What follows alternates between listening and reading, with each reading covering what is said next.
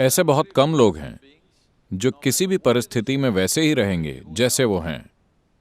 मैं किसी और शहर में था जिसका नाम भी न से शुरू होता है। मैं आंध्र प्रदेश के नेल्लोर शहर में बात कर रहा था, स्कूल स्टूडेंट्स के एक बड़े समूह से। फिर मैंने कहा कि कोई सवाल हो तो पूछिए। एक 14 साल की लड़की ने खड़े होकर पूछा, सदगुरु, कहते हैं कि राम अयोध्या से श्रीलंका तक पैदल गए थे। क्या यह प्रैक्टिकल है कि कोई अयोध्या से श्रीलंका तक पैदल चल के जाए, या यह सिर्फ एक कहानी है? मैंने उसे देखकर कहा, देखो, तुम अभी छोटी बच्ची हो। कुछ सालों बाद तुम एक पति खोज लोगी। जब तुम्हें पति मिलेगा तो क्या तुम ऐसा पति चाहोगी जो मान लो कि तुम कहीं खो गई, वो अंतिम छोर तक तुम्हें ढूंढने जाएगा, या ऐसा जो ये सोचे कि ये प्रैक्टिकल नहीं है और अपने पड़ोस में ही कोई प्रैक्टिकल सॉल्यूशन ढूंढ ले? तुम्हें कैसा पति चाहिए?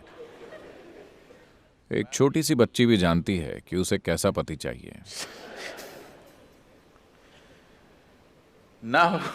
मैं ये प्रश्न इसीलिए बीच में ला रहा हूं क्योंकि मैं चाहता हूं कि आप ये बात ध्यान से सुने, वरना भक्तगण आधी बात सुनकर उबलने लगेंगे। राम का जीवन एक डिजास्टर है, दुर्घटनाओं का एक निरंतर सिलसिला। उनका जन्म एक राजकुमार के रूप में हुआ, भावी राजा के रूप में राज्य अभिषेक हुआ। हाल ही में उनकी शादी अपनी युवा पत्नी से हुई, लेकिन कुछ राजनीतिक कारणों से वो जंगल पहुंच जाते हैं। लिविंग इन द जंगल, जंगल में रहना, शायद आपके कुछ टीवी सीरियल इसे बड़े रोमांटिक जीवन जैसा दिखाते हो। ओके। जंगल में रहना कोई रोमांटिक अनुभव नहीं है, मेरा यकीन कीजिए।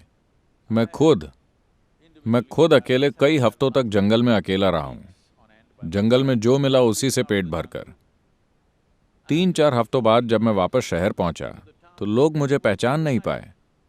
ऐसा होता है जंगल का जीवन। तो एक युवा पत्नी, वो आदिवासी महिला नहीं है, एक राजकुमारी है। उनके साथ जंगल में रहना कोई रोमांस भरा जीवन नहीं, बल्कि बहुत कठिन जीवन है। ये जानते हुए कि ये कितना कठिन होगा, छोटा भाई दोनों की मदद के लिए उनके साथ चल देता है, क्योंकि उसे पता है कि इस युवा स्त्री के साथ उन्हें जंगल में कितनी दिक्कत होने वाली है। फिर जैसे उतना ही काफी नहीं था, उनकी पत्नी का अपहरण हो जाता है। श्रीलंका।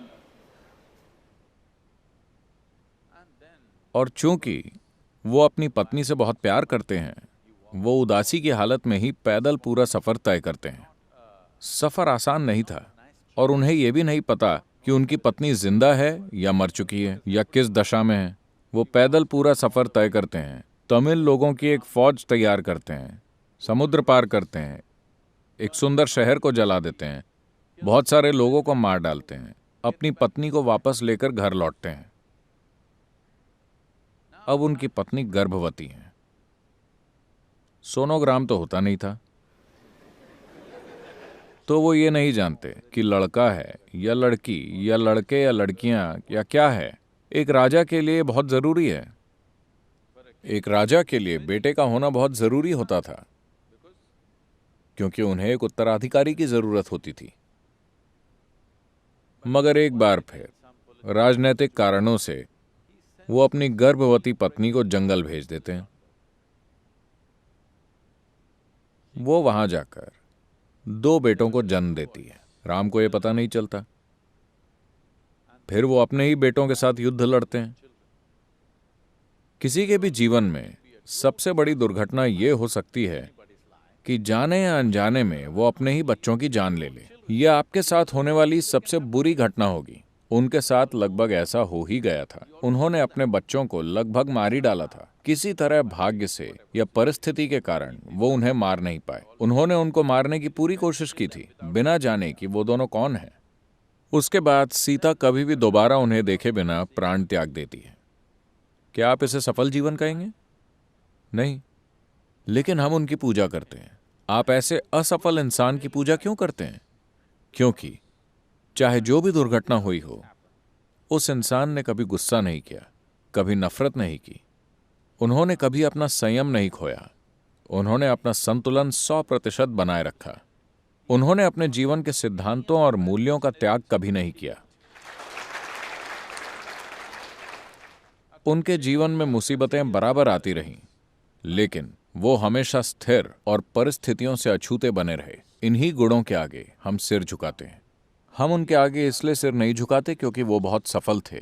वो पूरी तरह से असफल रहे, लेकिन वो अपने भीतर, आप चाहे कुछ भी कर लें, आप उनकी भीतरी प्रकृति को बदल नहीं सकते। उनके जीवन में जो हुआ, उसमें से अगर कोई एक भी घटना किसी के जीवन में हो जाए तो अधिकतर लोग टूट जाएंगे, है कि नहीं? इनमें से सिर्फ एक दुर्घटना किसी के जीवन में हो जाए तो वो दिमागी संतुलन खो बैठेंगे। दुर्घटना के बाद दुर्घटना, लेकिन पूरा संतुलन।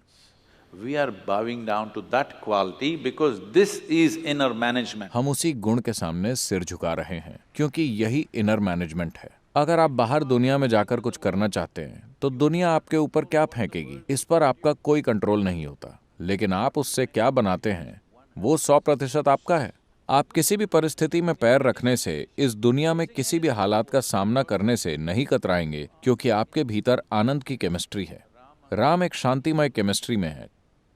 चाहे आप उनके ऊपर कितनी भी तकलीफें फेंकें, उसी तरह अगर आपके पास आनंद की केमिस्ट्री है तो चाहे कोई आपके ऊपर कितनी भी गंदगी फेंके, आप आनंद में ही रहेंगे।